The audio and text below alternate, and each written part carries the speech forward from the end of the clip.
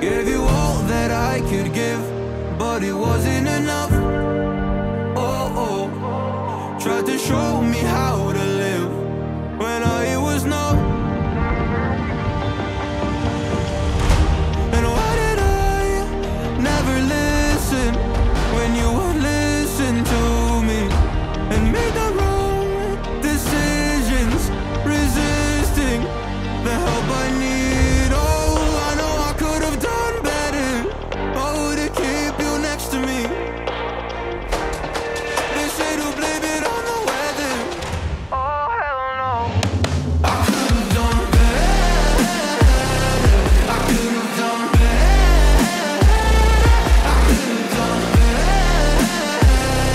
I could have done better.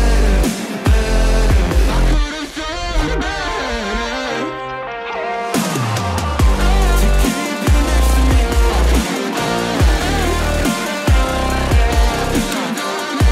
Kawasaki Ninja 400. So pagdating po sa kanyang engine specs, it is powered by 399cc, liquid-cooled parallel twin, fuel-injected at may lakas na 48.9 horsepower at 10,000 RPM and max torque of 38.0 Nm at 8,000 RPM.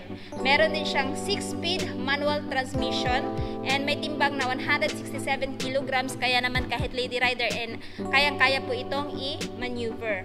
Meron din po siyang fuel tank capacity na 14 liters, so sa long ride hindi na po kayo mamomroblema na magpapagasolina palagi kasi nga medyo malaki na din po yung kanyang fuel tank capacity.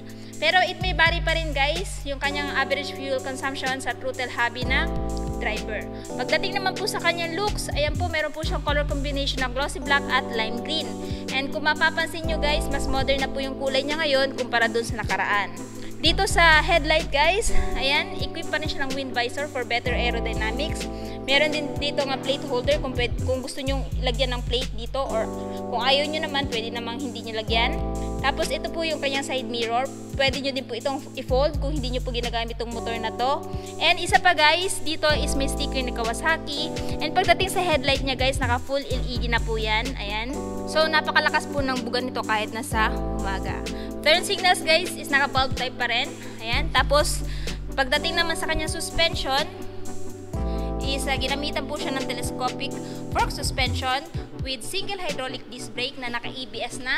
ABS stands for anti-lock braking system.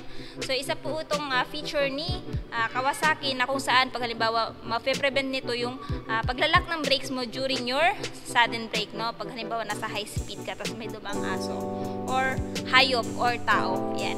And then next, pagdating naman sa gulong, siya po ay ginamitan ng Dunlop tire. So makakaasa ka guys na napakaganda po ng kapit nito, lalo-lalo na sa espalto. Anyway guys, pagdating pala sa kanyang caliper guys, isang brand is Nissan. Ayan. Ayan.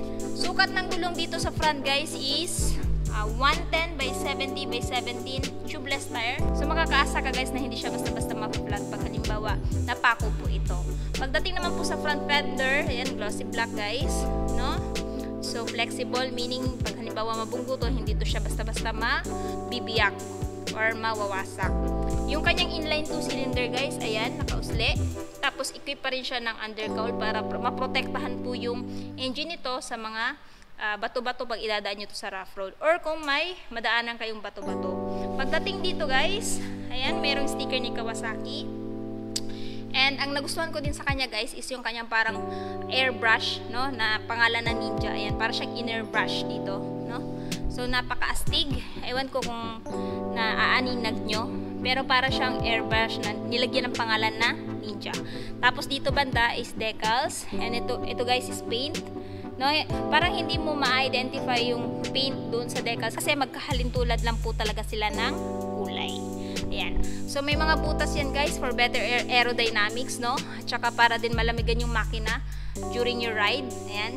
I-explain ko mamaya yung mga features nito guys. Kung ano lang muna yung nakikita natin dito. So nandito guys, meron siyang oil window para ma-check nyo po yung oil ni Kawasaki Ninja kung okay pa ba or kailangan ng palitan. Tapos ito yung brake pedal, apaka ng driver. Pwede nyo mapag-mount na to ng crash guard guys kung gusto nyo mas maprotektahan yung motor ninyo sa mga tumba-tumba.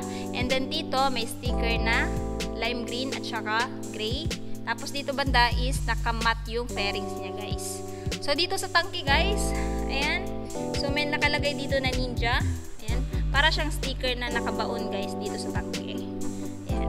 Dito naman tayo banda guys sa kanyang handlebar. So dito sa handlebar guys, pagdating sa grips, premium na premium, ganun pa rin kagaya ng dati, both left and right.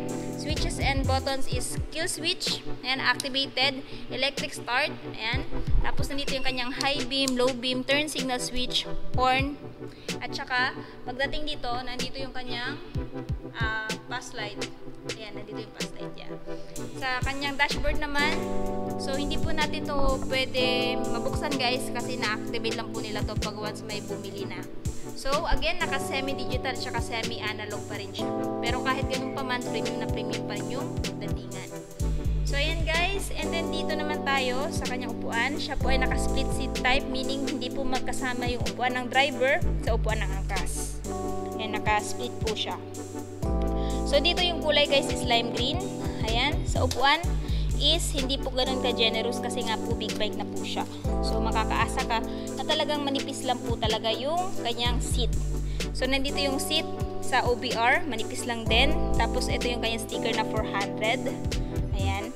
And, balik tayo dito guys. Nandito yung apakan ng angkas. Yung tambucho niya guys, may heat guard na din. Premium na premium. And then, dito sa likod, naka-single hydraulic disc brake with ABS. Nissan din yung brand ng kanyang caliper. And Dunlop pa rin yung tire na may sukat na 150 by 60 by 17 tubeless tire. And again, napakaganda po ng plane na to, lalo-lalo na sa espalto kasi Dunlop nga po yung brand ng tire niya. So, ayan guys, pagdating sa mags, naka-black po lang siya, glossy black, walang decals kaya makikita. Plain lang na plain siya. And ang nagustuhan ko din dito guys, pagdating sa underneath niya, napakalinis lang din. So dito sa kanyang tail, naka-LED po yan guys.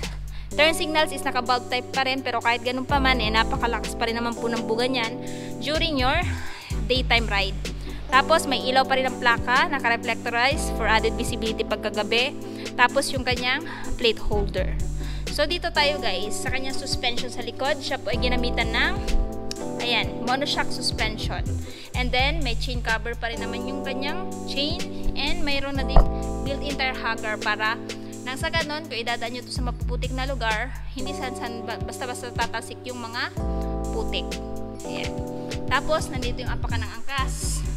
Yung kanyang cambia guys, na 6-speed manual transmission, side stand, and yung kanyang engine. Ayan guys.